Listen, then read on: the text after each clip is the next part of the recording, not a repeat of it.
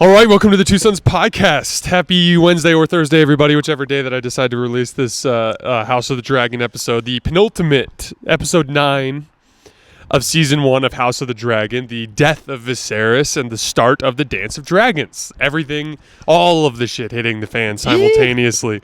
You guys know the drill. Before we get started, subscribe to the YouTube channel so you guys don't miss any more of our videos, and then follow all of our socials. I have a link in the link tree in the description of these videos that'll take you to all of those. That's where you'll see little clips and show announcements and things along those lines. So, the Dance of Dragons starts with Viserys dying, which we knew was coming. And it begins with Alicent informing Otto of the intentions of the king, which she obviously grossly misinterpreted. Which you can kind of blame her, and you kind of like... You can't really blame her for misunderstanding that, but... Well, I think it was confirmation bias because I thought there was kind of like a weird like, yes, husband, I understand. Like, sure, that totally makes sense. Yeah, like it was very much like this is what I wanted. So when you hinted at it, I took it and ran with it. I ran a marathon with that. Like it was clear that Viserys was referencing a concept in the Dance of Ice and Fire or the Song of Ice and Fire that she was completely unaware of. So, right. So it opens with this small council meeting. What I thought was super interesting about it is. You have all these like different kind of like elements at play. First of all, Alicent is completely out of the loop to the fact that Otto has taken every single member of the small council, with the exception of Lord Beesbury, and already pre-planned for this. And they fake mourn to the king's death. They're like, he was a great king and a great friend. By the way, here's how we can undo everything he did in his lifetime. We had another indiscriminate random... Well, I suppose it wasn't totally indiscriminate. So Lord Beesbury. And what's funny is in the... I can't remember exactly how he died. So I'm going to do my best over the course of this show to not reveal too much to you. But I did read a ton about the Dance of Dragons because I figured for the purposes of the show, it'll help kind of like keep people on task about what's happening. Lord Beesbury... in the books is the one who stands up in the small council meeting and says this is bullshit. Yeah. And he does end up dying, but I'm pretty sure it's not from Sir Criston smashing his head into the table. His temple into a small orb rock. Exactly. He ends up dying in some other way. I can't remember off the top of my head, but basically Sir Criston comes over and is like, sit down! just completely... Sir Criston is a loose cannon. Dude, total loose cannon. It is so funny how like he was we were talking about how likable he was after the first couple episodes. So loyal. Yeah. A man of the cloak. And now he's just a complete doucher. And then we have the other, and I can't remember his name either, but the other Knight of the Kingsguard who drops his cloak and says, I only take orders from the king, and walks out, that was a power move. Sir Criston pulls his sword on him, and then they ended up breaking it up because Alicent is like, and this is the thing with Alicent is, she has some Cersei-esque qualities in the way that she loves her children. Yeah.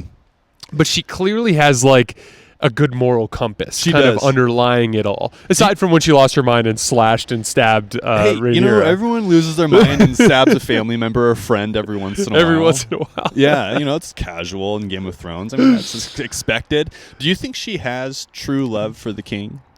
I think she does. I mean, she so literally too. had like an emotional reaction when she heard he died. I was surprised. I thought that there was definitely a moment in time, when she shows up wearing green. What scene was that? Where she shows up wearing green during the wedding. The wedding. Like, that seemed a little loveless to me. But I guess as time progressed and as she cared for the king, she probably truly fell in love with him. Because I think she was actually sad. Mm-hmm. I was surprised. Yeah, and that's the thing. Like, the beauty of Game of Thrones is the lines of Game of Thrones. The wholesomeness of Game of Thrones. The wholesomeness, yeah. Continue. Yeah, just wait till we get to the foot stuff, Jeff. Dude, it's going to get worse.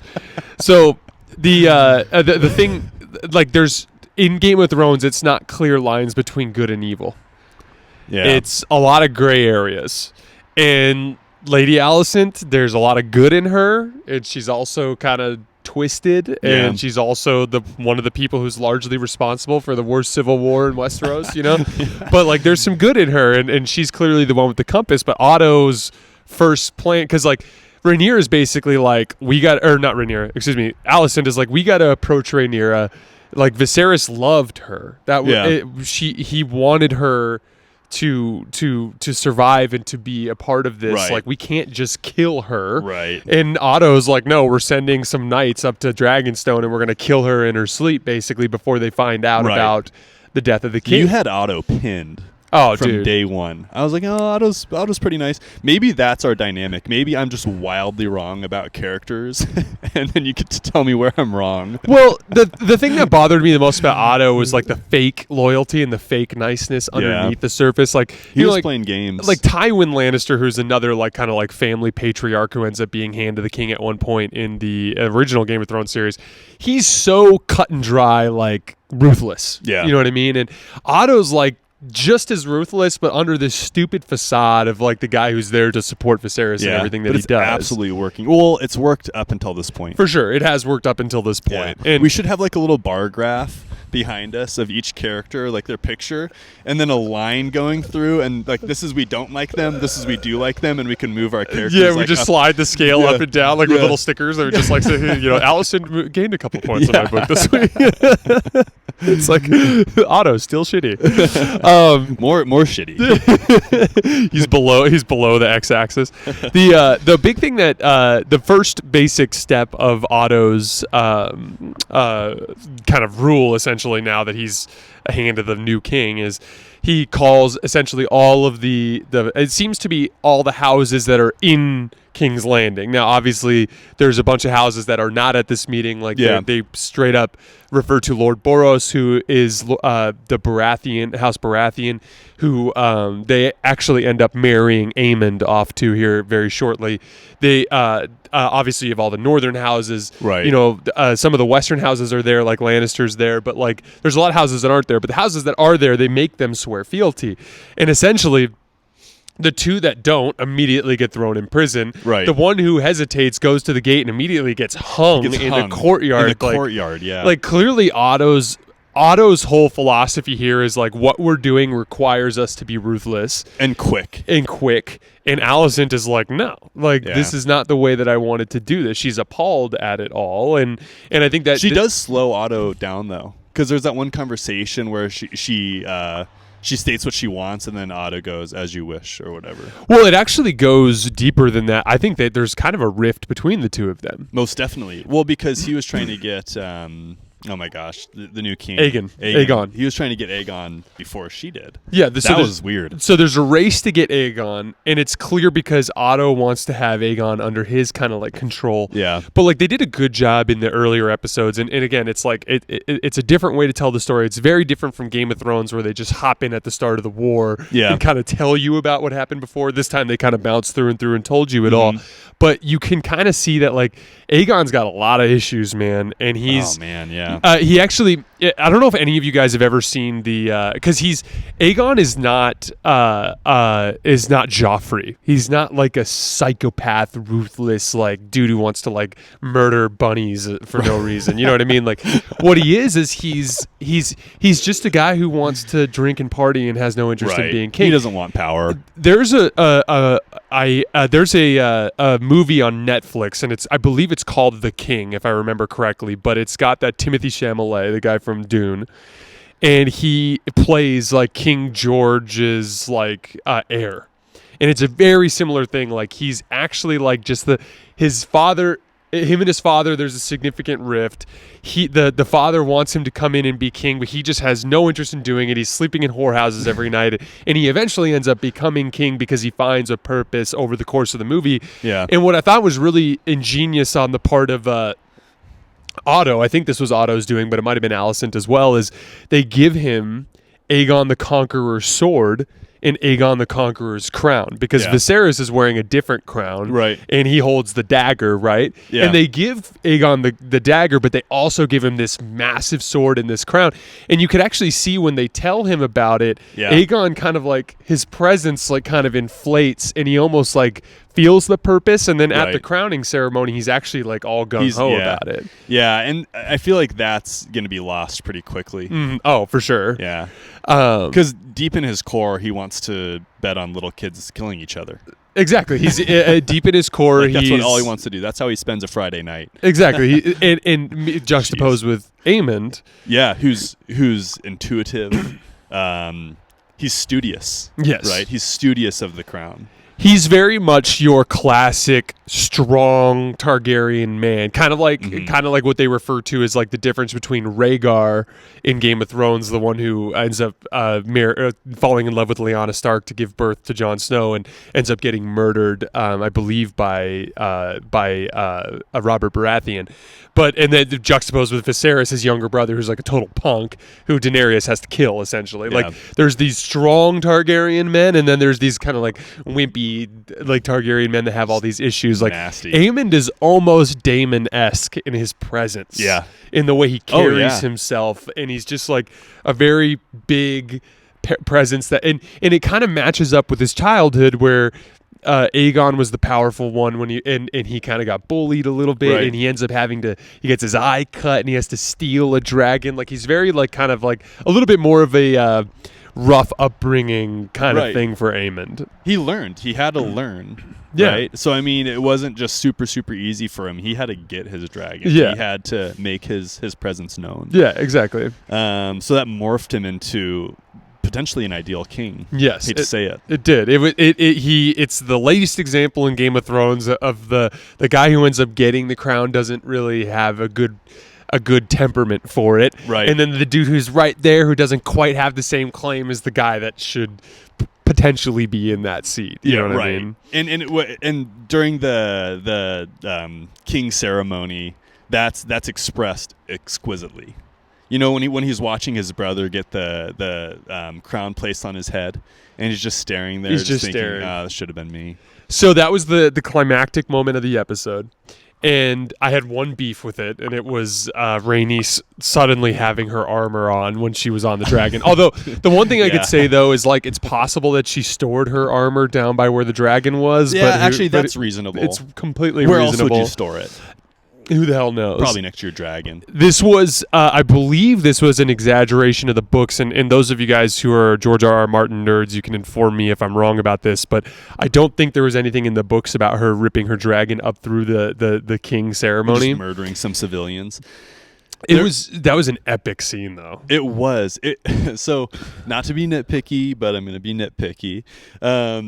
My brother was talking to me about how goofy it is to see what filming the dragon scenes actually looks like. Like, you know how like Anakin Skywalker when he's flying that little space vehicle and the green screen's behind him and it's very like corny? Yes. And I guess it's the same type of vibe where they're like sitting on this like green saddle. Yeah.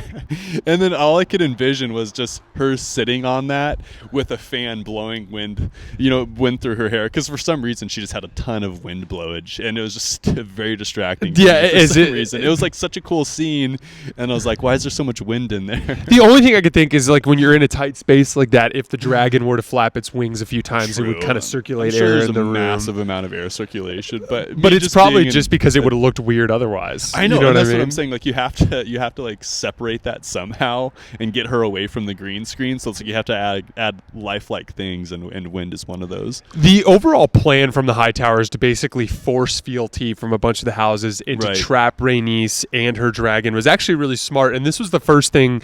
This was the first part where things kind of went off the rails for them. Was Rhaenys escaping with her dragon, which obviously has an impact on the balance of power in the conflict. Because if you at the beginning of the conflict, if I'm not mistaken, and again, you guys that are Dance of Dragons nerds can kind of correct me if I'm wrong, but I believe the High Towers only have 3 dragons at the start of the conflict, and so they. This episode is referred to as the Green Council. Yeah. And they actually, because they're both House Targaryen, in the Dance of Dragons, they refer to them as the Greens and the Reds. That's what that's colloquially what the people in Westeros refer to it as. Like, do you fight for the Greens or do you fight for the Reds? That's so cool. Well, if I'm not mistaken, the Reds have like 14 dragons. Wow. And the Greens have like 3. So they're at an immense disadvantage at the start of the conflict. That's why it was so important that Aemon stole Vhagar, because he's the biggest dragon, which kind of like counterbalances that to a certain extent. I love the simplicity of calling it Greens versus Reds. Not to get down a huge tangent, but in Florence, there's every single year they have this huge event where they have 4 different teams all around Florence, and they meet up and they play the sport. It's essentially like modified football / rugby / soccer.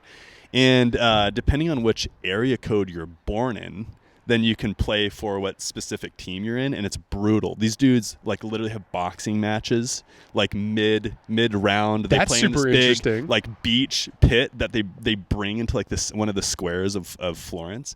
And then what's cool about it though is they call themselves, I think like one team is green, like the Greens, one team's the Blues, one team's the Reds. So it reminded me of that. It's like and they've been doing this for like hundreds and hundreds and hundreds of years. So it just reminds me of that. It's really cool. I love the simplicity of it. Well, and I think it has something to do with like the medieval concept of banners. Yeah. And like you actually fall back in a heavy way on your sigil and on your color. It's like it's kind of there's a pride in the house and in the family. And even with Alicent wearing green to that wedding early on, it's like it's just a representation of their it just is like a symbol of what their pride is in their house. Well, and not to get again super in depth, just thoughts. It's a podcast on our thoughts, right?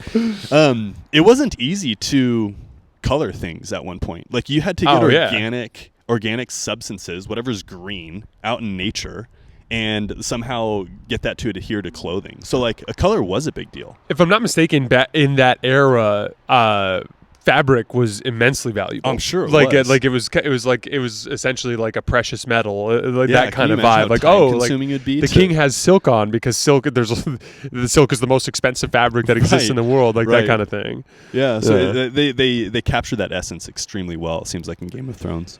So little mini spoiler for you, and you may or may not have seen it in the preview for next week's episode, but there are 2 primary things that there are a handful of primary things that happen during this kind of secret crowning of Aegon, unbeknownst to Rhaenyra. And I believe I am of the opinion that wait. Okay, so the weird menorah thing that they put in the window. You remember at the beginning, the handmaiden? I don't know if you noticed that. The handmaiden lights a bunch of candles in the window. Oh, yeah, okay. But I think Varys identified. I think Varys identified that that's a spy that's working for Otto, I believe. Yeah, I think so. I think that was like a sign that she was putting up in the window. Exactly. So I think we can guess that it'll be Rhaenys who informs Rhaenyra that the secession has been challenged. I think so too, because what else would she be doing right now? Exactly. She's going to fly right to Dragonstone. Right. There's so Eric and Eric. This is a major subplot. Eric and Eric. Yeah, Eric and Eric. This is a huge kind of like subplot side quest story kind of thing. This in is the most Dance of interesting Dragons. part of the episode, in my opinion. So they're I believe they're twins. Yes. One of them is very red and one of them is very green. Right. They end up actually having a climactic fight one day. I won't spoil that at all. But the one of them ends up fighting for House Green or for the Greens, and one of them ends up fighting for the Reds. I'm not going to spoil it, but this is what happens. Yeah. So the crowns are of a significance here because Aegon ends up taking the crown of Aegon the Conqueror, which is this behemoth of a crown. You can see why Viserys just could not wear that thing. His neck would just snap, essentially. But Eric, the good Eric, the one that I say the good. I'm pro Reds. I mean, I feel like we're all pro Reds. The Eric ends up stealing Viserys's crown and sneaks it to Rhaenyra so that they can crown her on Dragonstone. That's a little thing that's coming soon. That's tight. I'm not going to spoil it for you, but so him and the other dude who dropped his cloak, I think those two, and I think one other member of the Kingsguard all defect and run all defect and run to Dragonstone. But essentially, like one of the big things that happens in this season finale, if I'm not mistaken, is now this is the part where both sides start trying to rally every feasible house to their cause. Yeah. So Otto tries to marry Aemond off to the Baratheons, and like the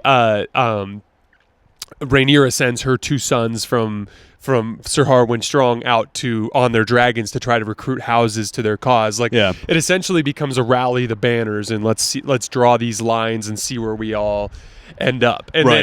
then the big one that's going to be fun for you is we still don't know what happened to Mr. Corlys Valerian. True. Mr. Mortal Wound. I'm really. Did he actually die? We will find out. We will find out. Yeah, I'd like to think he hadn't died yet. Yeah. I'll save the spoiler. I'm gonna pull what your brother did in the comments. Like I'm not gonna tell you anything new, but I did tell you, but I'm not gonna tell you. No, I'm just kidding. Did you have anything else from this episode? No, that was it. All right, guys, that's all we have for this particular episode. As always, we sincerely appreciate your support, and we will see you next time. Thanks a lot.